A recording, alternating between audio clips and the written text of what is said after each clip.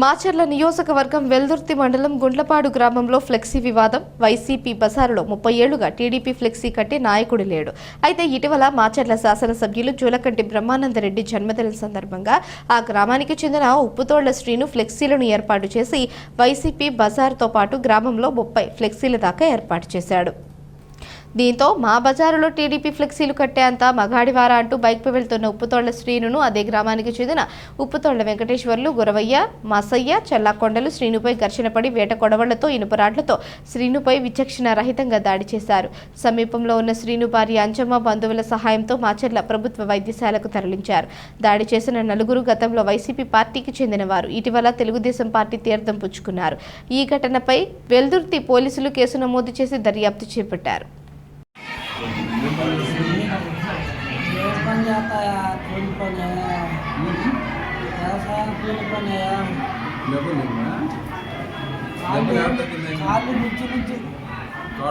కాళ్ళు తల ఇంకా చెయ్యి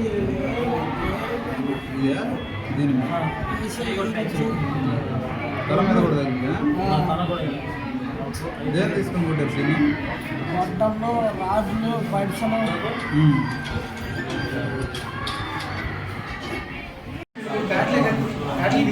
అయ్యో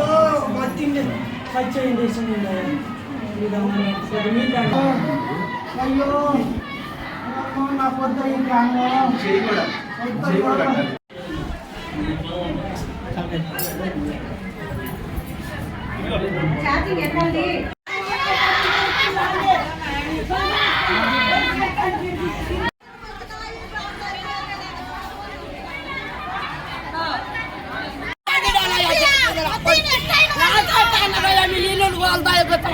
వాళ్ళనే నచ్చినావు నాతో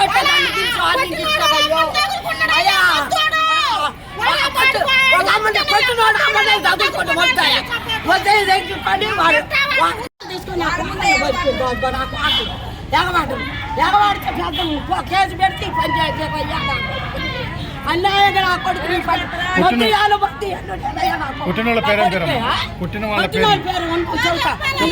అదురుబాయి ఇంట్లో కొరికిండయ్యా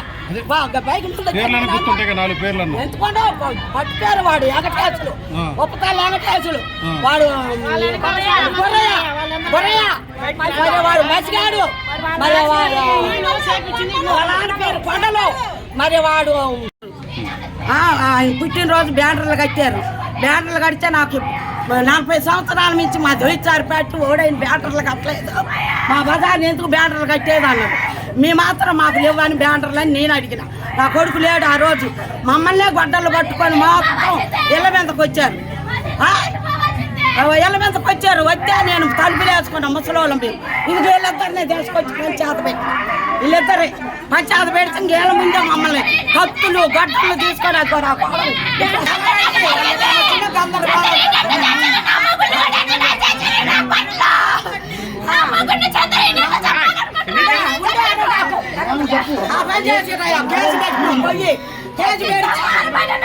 పెట్టినందుకు మొద్దు వాడు మరి వెంకటేశులు మరి వెంకటేశులు తన గొర్రెయ్య